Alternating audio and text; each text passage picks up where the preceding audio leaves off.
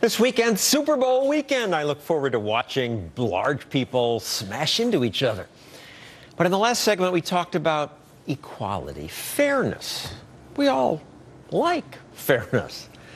So isn't it just unfair that the Green Bay Packers quarterback will make $8 million this year? And that the Pittsburgh quarterback more than $13 million? Is it fair that some other athletes make even more? Baseball superstar Alex Rodriguez makes $32 million. That's about $65,000 each time he steps up to bat. That's more in 5 minutes than the average teacher, fireman, police officer makes in a year. Are athletes overpaid? Absolutely. Grossly overpaid. They don't do anything to warrant like millions of dollars. They're fun to look at. We support them, but they don't need to be paid millions of dollars. Athletes should get less, they said, and others should be paid more. Teachers and firefighters. Absolutely. People who are really making a difference in the world, you know, people who are helping other people. That to me is more beneficial than somebody who's playing baseball. Yeah, that's logical. Teachers are clearly more valuable, I would think. But I'm wrong, says economist J.C. Bradbury, the author of the just published Hot Stove Economics. So you're telling me pro athletes are not overpaid? When you take a market like baseball or football, you're looking at the top 1,000 athletes in the world in that sport that can be watched by hundreds of millions of people. And so when you conserve that market with very few people, they have very valuable skills. The market is going to bid up their salaries to where they make lots of money. So I think people get the market part, that it bids up their salaries. But it's not just the teacher does more. But they're a very different type of activity that's going on when we're talking about what they're doing. A teacher is someone who doesn't have to have all the skill that a baseball player has or a football player has, and there are a lot more of them. With baseball or football, we can put one player in a stand, and hundreds of thousands of people can watch them, put them on TV, millions of people can watch them, and so that's where that money is going to filter to those players, and that's just a natural process of the free market. And if we had a free market for teachers, I should add that the superstar teachers would attract lots of kids. Well, and that's, if we put it this way, let's say instead of having an educational system where we send our kids to elementary schools with 30 kids per classroom, that would be very different than if we had the top 1,000 teachers teaching via video camera all over the country. Well, those best teachers would certainly command high salaries. We spend far more on education than we do on sports. So if we had that kind of system, a free market for teachers, there would be Alex Rodriguez's of teaching.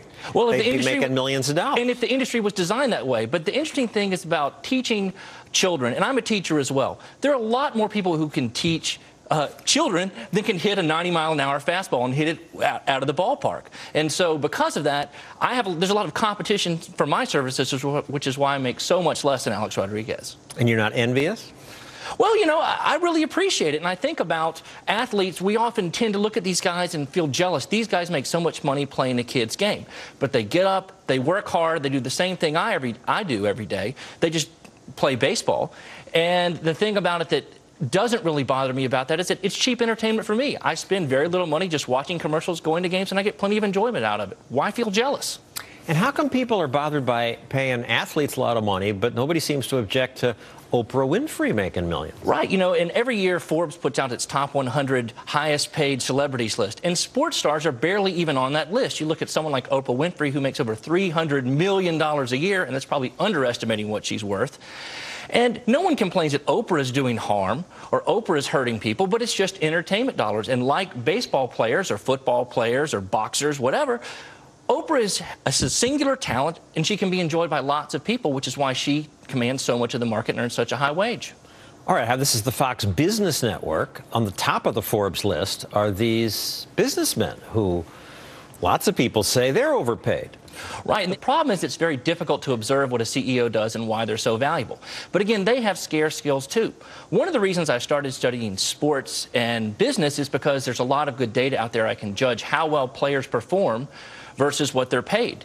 And I find that better players tend to make more money. And if they don't get paid more money, they go somewhere else. The same thing is true with business CEOs. If you're good at what you're going to do at your job, someone is going to hire you and make you the CEO of their company. And if you're not, the market is going to have you doing something else. So the reason these guys are getting ridiculous amounts of money is that they're good, and lots of people recognize that, and they want to hire them. Right, absolutely. And every now and then you'll hear about a corporation who says, oh, we're going to go and we're going to hire a CEO at a low wage. And, lo and behold, that guy sort of disappears after a while because they weren't able to do that. So there are lots of times they pay a high wage and he takes the company too, but it's the exception. And it's not that markets don't make mistakes or that people don't make mistakes, but it's bad for us to point to these mistakes and go, oh, well, this means nothing works, capitalism is dead, free market doesn't work.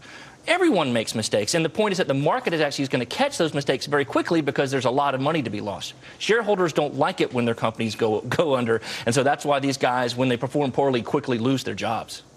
Thank you, J.C. Bradbury.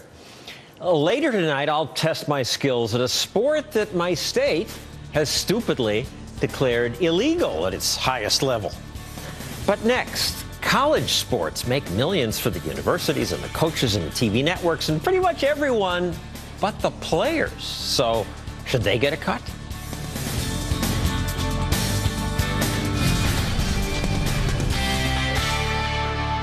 Homeowners.